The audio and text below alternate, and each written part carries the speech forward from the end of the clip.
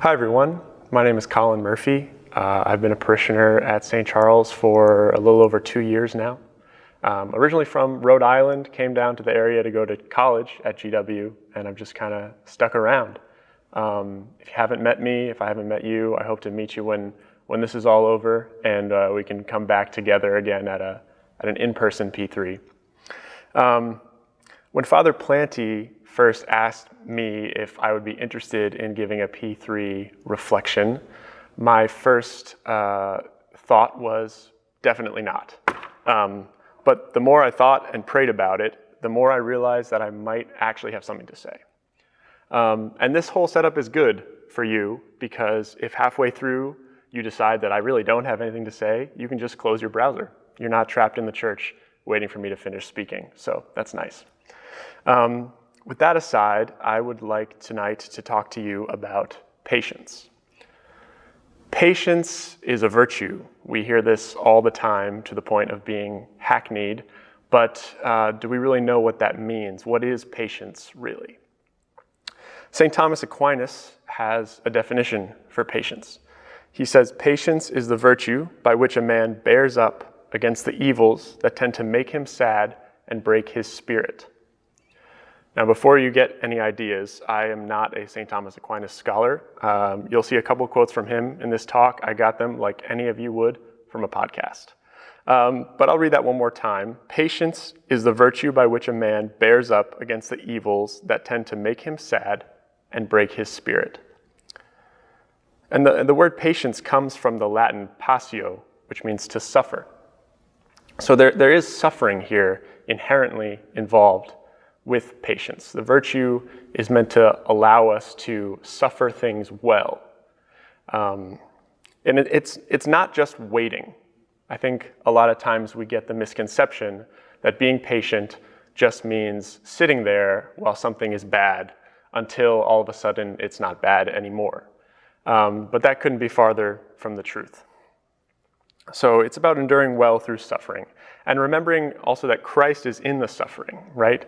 Whenever we are enduring through something that requires patience, that requires us to wait a long time, and we don't know how long it's going to be, we can think of Christ carrying the cross, having similar emotions, surely.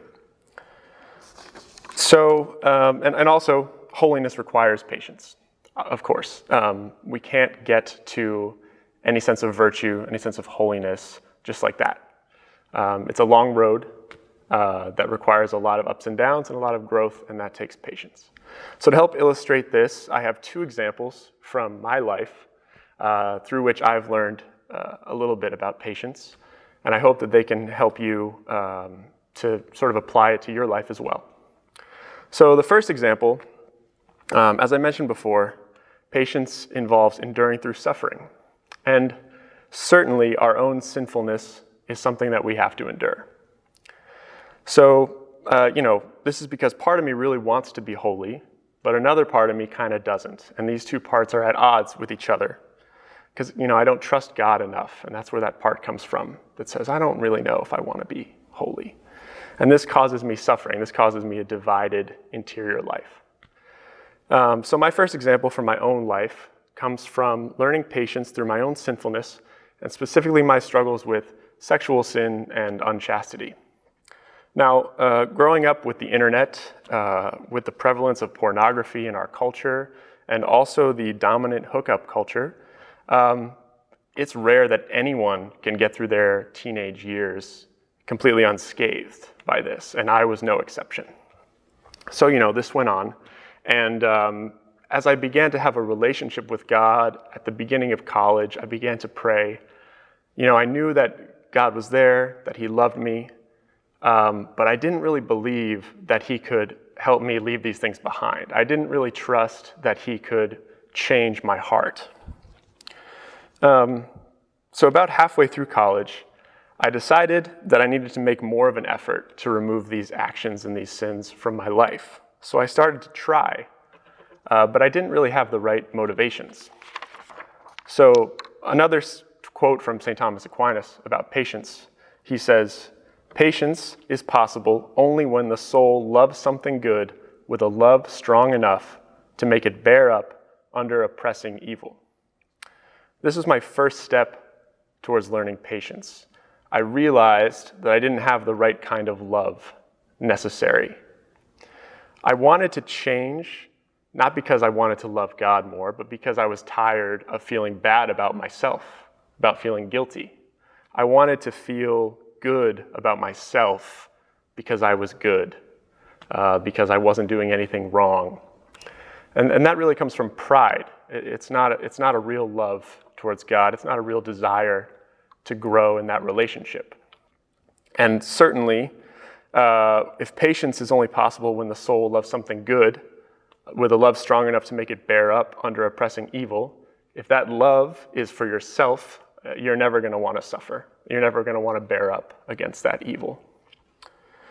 So, changing your habits and yourself can take a long time, and it involves a lot of pain and suffering. And, this is where God is so good and so beautiful, right? Because God doesn't say, hey, Colin, it's great that you don't want to live an unchaste life anymore. Here you go. See you on Sunday once a week, and have a nice life, right? Because he knew that if he gave me that right away, I would have been happy with that, and I would have stopped praying, and I would have stopped pursuing him, because my goal wasn't that relationship. My goal was just this one thing about my own life that I wanted to change. So in all his wisdom, he didn't do that. He made me take the long road and change my heart so that I was motivated by a pure love, a love for him. So through this slow and painful process, I learned how to be patient with myself and with God. To suffer well, always hoping that the process itself would bear fruit. And it did. In the past couple of years, my motivation has been very different. I want to change and leave these things behind so that I can love God and love others better. I realize that I can't be close to God, the source of all my happiness, if I hold on to these things. So I tell you this not as someone who is completely free of these sins, but as someone who is freer than he's ever been before and is on the way towards complete freedom.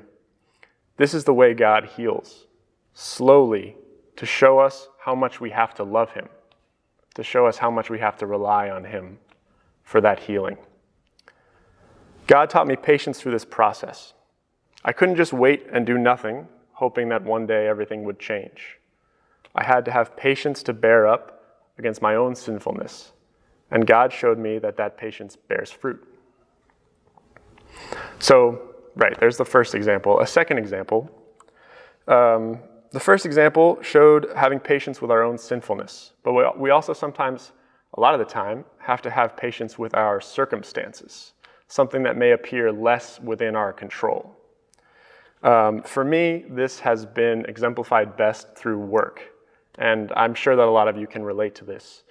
We come from a generation of people who want to find meaning in their work. They want a job that matters to them. They want to feel like they're doing something good and something that they like and enjoy and are interested in. My first job really didn't check any of those boxes at all. And I know I'm not unique in that. But I didn't have the right attitude about it. I knew I needed to get a job. I got a job, and that was that. I spent the whole first year of the job looking for other things, totally distracted, looking around at other people who had careers that seemed very fulfilling and saying, wow, they have that, how come I can't have that? And just kind of going through each day, watching the hours tick by, waiting for 5 o'clock to come around, dreaming about some other job that I could have and saying, God, I have all these talents and interests and skills, and they're really not being put into practice here. What's the deal? So this process also taught me that I had to suffer it well. I had to have patience in God's plan. God wanted to show me something through this process of being dissatisfied with my work. So realizing this, I started to really embrace the work, even the parts that were really boring or tedious. I gave it my best effort. I always looked for ways to grow. And I also kind of changed the way I looked for fulfillment. I think a lot of people in our generation really look for work as that number one thing right now that's going to fulfill them and give them meaning and make them feel good about themselves. Again, that same thing popping up, wanting to feel good about ourselves and what we're doing. It can be a form of pride. So I kind of tried to take that and look for fulfillment in other ways. Look for fulfillment in my relationship with God and my neighbors instead of my job. Of course, I still wanted a good job, but I realized that I couldn't just grind it out every day waiting for that to happen. I had to take action while at the same time having patience that God's plan was in the works. So in the end of this process, it actually only took 2 years for me to find a job that I really like, and that's a lot more fulfilling, and I feel a lot stronger connection to. And right, 2 years is not that long. You might be listening to me say this and saying, Colin, that's been me for 5 years, and I'm still waiting for that to happen. Stop complaining about 2 years. And you're right, at the end of the day, it really wasn't that bad looking back. But the thing is, God never tells us how long it's going to be. Right? If he had told me during the first month of my job, hey, I know this really sucks, but it's only going to be 2 years, so chill out. I may have just said, oh, okay, I guess I'll just have a bad attitude then for 2 years and then it'll be over. I wouldn't have tried to look for ways to connect with him more, to search for him more in those struggles. I would have just wrote it out until my time was up and I got to move on to something better. So, really at the end of the day, that's an example of God allowing us to grow in patience, right? If God had told me it was going to take 2 years, it wouldn't have required any patience on my part, just waiting, not any growth. So, those are 2 examples from my life of how I've learned patience. And I hope that you can take something from them and apply them to your own life. And I'm sure you have other examples where you've gone through a similar process. I think it's important, summarizing all of this, to remember that no one has more patience than God does with us. It's very easy for us to become impatient with ourselves because of our own pride, because of jealousy, because of whatever. And God doesn't do that. He's always patient with us. No matter how long it takes us, no matter how many times we take 2 steps forward and 1 step back, he's there the whole journey. And really, Christ is there in that journey. He is the model. As I mentioned before, his passion, his whole life on earth was an exercise in patience. So we can, read the scripture and dig into that and say, wow, Jesus, I want to follow you on this journey. I want to learn patience from you. And whatever you're waiting for, whatever it is you're waiting for, whether it's a virtue, a job, a relationship, health, if you or someone you love is sick and you're waiting for an end to that, you're waiting desperately for the end to suffering in your life, whether it's in your life or a loved one's life. God wants you to learn something through that process and grow and become closer to him. He wants to put into your heart a love strong enough to bear you up. And all you have to do is let him do that. Let him work. I hope this talk can be helpful to all of you. I wish you nothing but health and happiness, and God bless you. Also, please join us after the talk for a young adult virtual pub time. There is a link in the description below. You get to hang out with me. I don't know if that's an incentive. Take it for what you will.